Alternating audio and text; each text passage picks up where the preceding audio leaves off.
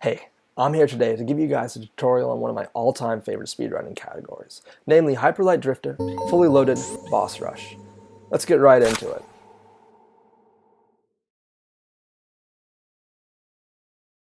So the first thing we have to understand for a fully loaded boss rush speedrun is our weapon loadout, especially compared to other categories. The most common weapon loadout is just the pistol plus the basic shotgun combo. And while this is good for 90% of the game, for bosses, it is actually not the most efficient layout. The most efficient layout is, in fact, the double shotgun layout. Now, there's a couple of tricks that you do have to learn about the double shotgun layout in order to maximize DPS. The first one of them is something called shotgun plinking, which is actually two tricks in one. The first off of which is plinking, which is the most efficient DPS method in the game. It's where you fire your gun and then immediately slash your sword after. It appears as if you're hitting the two buttons at the same time, but actually one is just slightly after the other. This brings me to the second half of shotgun plinking as a trick. This is called shotgun resets. So some of you who have played the game may notice the shotgun has an internal cooldown between when you can fire it and when you can fire it again.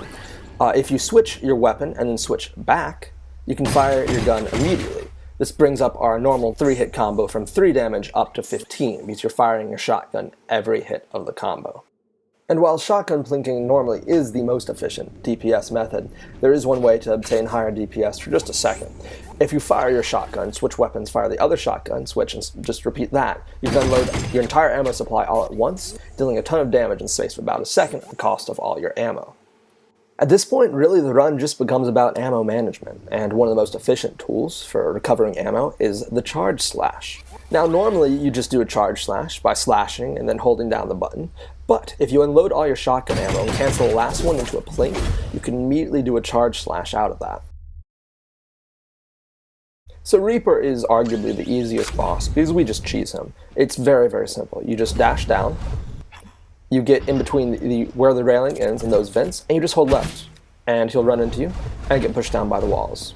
The walls going up at the bottom left side are unfortunately RNG, and depending on how they fall, you can actually get a almost whole second time difference in this fight. Fortunately, we're not done yet. We do have to go back through. That's only approximately 4 seconds. This is approximately as fast, if not faster, than the best Reaper you can get. However, the best Reaper you can get takes more ammo. A very slight time save on this cheese strat is, as you're holding left, the instant he hits you, hold down, and you'll actually get knocked into the arena before you're able to get up. However, this has a very high chance of soft locking the game if you mistime it. After some pretty extensive testing, the absolute fastest Reaper I could get was, if you go down here, we're going to do 2 plinks into a Phantom Slash, do 2 more plinks, and then unload the rest of our ammo. It is worth noting this gives you about 14.5 seconds, which, while that was what I got in my previous clip, it is pretty simple to get a sub 14 with the cheese strat. Merlin is actually one of the most interesting fights in the game because it's the only fight with a death abuse. We have to get down to 2 health before starting this fight. One way to do that is just as this door is opening, hold left and you'll clip out of bounds. You can dash and take damage. If you're not holding anything when you dash, you'll respawn still out of bounds. If you're holding anything when you respawn, you will respawn back in bounds. If you fail this trick, just go to another door and hold either right or left depending on which side it is, and you can just dash out and take more damage. It's slower RTA, but it doesn't matter for boss rush since we go by in-game time. The timer isn't running in this room. That said, however, I do Reaper first because I want to take the 2 damage from Reaper since we're doing the cheese strat anyway. It saves me time from having to fall to my death, and now we just have to do it once. Merlin, despite having a 1-frame trick, is unfortunately the most random boss in terms of initial position as well. There's absolutely no way to manipulate what he does whatsoever, so you just want to dash up, react to what he's doing, 2 plinks, 4 shotgun shots, a charge slash, 2 more plinks, and then just hit the ball with your sword. Do not plink, just hit the ball with your sword. If he has 4 or less health, he will die. You can also press the sit button during that black screen, and you will be able to sit during the cutscene, saving just a bit of time. There's a few other things I'd like to mention about Merlin before we move on. The first off being that getting the first cycle orb like I got is actually ridiculously hard. And if you can't do that, it's entirely fine to just back off a bit, just press up and move away, and then just come back in and get the second orb as it goes around. It's very free to get the second orb. The second thing is that his hitboxes are actually not circles, they're diamonds. So it's entirely possible to have an orb explode if it's off to diagonal, where the orb will explode and it'll hit you and it won't hit him because it's against the flat edge of the diamond.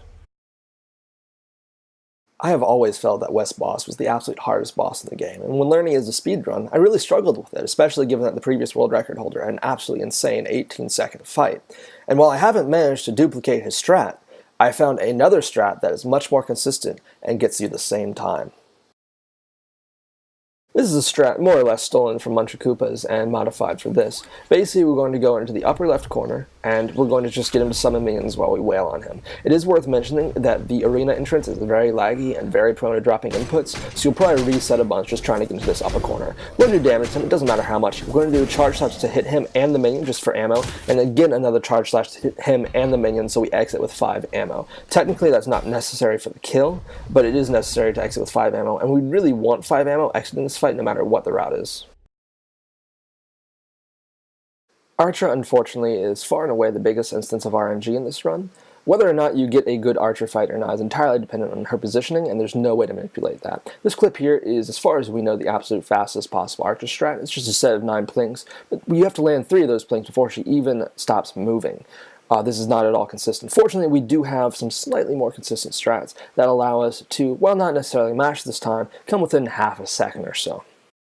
The strat is actually very similar to that previous clip. Her position still matters, but not nearly as much. You can attack her as she's starting to attack, and you'll be just fine. We're going to go up. We're going to do a set of 6 plinks to her. We're going to cancel the last plink into a Phantom Slash, just mash dash here. Then 2 more plinks for the kill. You can actually get a third one there. The Phantom Slash delays her in-game timer for some reason. Here we're going to pause as soon as she's dead. This actually advances the timer for the door without advancing the actual in-game timer. It allows us to get a pretty consistent sub-14 time. So North Boss has 2 variations depending on the ammo count you're going in with, which depends on the route. First one we're going to discuss is a 2 ammo variant. These are essentially the same and can be done with either ammo count, it's just the ending is slightly different. We're going to do 2 plinks, a charge slash, dash down and then back up. Unload our ammo, go down here, a plink if you have it, a charge slash, just some damage, go back up here and finish him off with a charge slash. Do whatever damage you need to at the end of there. We want to exit with at least 2 ammo, or 1.5 I guess, just because we're going to be doing Mimic next, and it's really hard to do 0 ammo Mimic strats. Exit is actually bad enough that it is essentially RNG. There's a lot of dash buys, a lot of dash resets that slow you down, and even with a lot of practice it's not consistent. The second strat we're going to discuss, while technically possible with just 2 ammo, is a lot more consistent to exit with the necessary ammo if we have 5. I actually failed that in this clip, but it's just an example. We actually do the same opening. It is worth mentioning that while I do get hit here, if you do the opening correctly, you will not get hit. So after the charge slash, we unload our ammo and cancel it into a Phantom Slash, which gives us necessary 2 more shots in order to kill him. It is worth noting that while personally I have had enough kills in specific corners that I think it's possible to manipulate it, I'm not entirely certain how to manipulate what corner he goes into, and it's basically just random for now. So Mimic is basically an ammo refill. Ideally we want to do it before Toad, so we can go into Toad with 5 ammo for a strat that saves a few seconds. But if not, that's fine. This is a great place to practice shotgun resets if you're very bad at them. Just 3 plinks, charge slash, 3 more plinks, then another charge slash. And even if you mess up one of the plinks, the extra damage from the charge slash will be just enough to get you through. It is worth noting that you can save maybe up to a second if instead of doing some plinks, you instead unload some shotgun shots. It's also worth noting that you do not have to do this before Toad. If at any point you are out of ammo before you need ammo, like say going from West Boss to Archer, and you just need ammo for that, Toad is also essentially just an ammo refill, and you can sacrifice 2 seconds on that to save several seconds somewhere else. As I said, Toad is basically an ammo refill, but this is the best strat for it. If you have 5 ammo, you'll also notice we have 2 grenades. We're actually going to use one of them on Toad right here. So what you do is you go up here, you're going to throw a grenade. You're going to go into the safe spot, which is just right behind his leg. It's very easy to find if you've never done it before. You're going to hit him with 2 shotgun plinks and then 3 shotgun shots. You're going to cancel the last one to a plink and do a charge slash. You're going to do 2 more plinks and a charge slash. There I actually missed the first plink, so I had to do 3 plinks and a charge slash. So the backup strat is there, and it works beautifully. So there's an alternate Toad strat. I'll explain why I'm not talking about this first in a little bit. But basically, if we go in, we have to have pistol equipped. We dash up 3 times, fire a pistol shot in, and hit him. As we enter the cutscene, it completely cancels the cutscene and just starts the fight immediately. This is the only fight where this works. The only goal is just to do damage. We want to kill him. Whatever ammo you exit is your choice. Whatever ammo you enter it with is your choice. As far as I know, entering with full ammo does not actually end up saving substantial time. So there are two potential routes for this game. The first one I vastly prefer. It was what was done for a very long time, and I personally find it a much funner way to play through the game.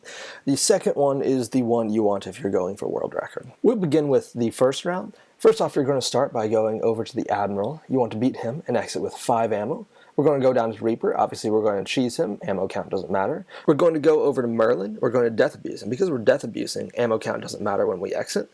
We're going to go over to Archer, entering with 5 ammo. We're hopefully going to exit with at least 1.5, so we can get the 2 plinks at the start of North boss. We're going to go down to Mimic, preferably with at least 2 ammo from North. We're going to do that strat, exit with 5 for the fast Toad. We're going to do Toad, then head on to Judgment. Make sure you exit Toad with at least 5 ammo as well. Current world record with this route, or variation of this route rather, sits at about 307. However, it does not use the Toad cutscene skip, obviously.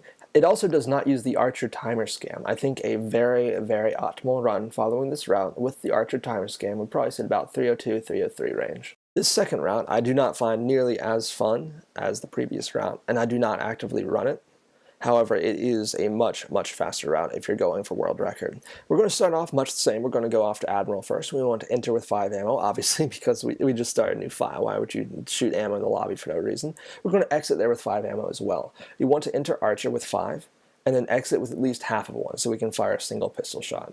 Then we are going to head up to Toad. We're going to do the 3 dashes, fire the shot, Toad cutscene skip. This saves about 8 to 10 seconds. We haven't actually timed it out. I don't know the exact number. We're going to exit Toad with at least 3, 4, 5 ammo, something like that. It doesn't matter too terribly much. Just try to get the fastest Toad you can, and you don't really want 0. We're going to go into North. We're going to do the second North boss strat I mentioned, although you can modify it to the first one if you don't feel comfortable with the corner kill.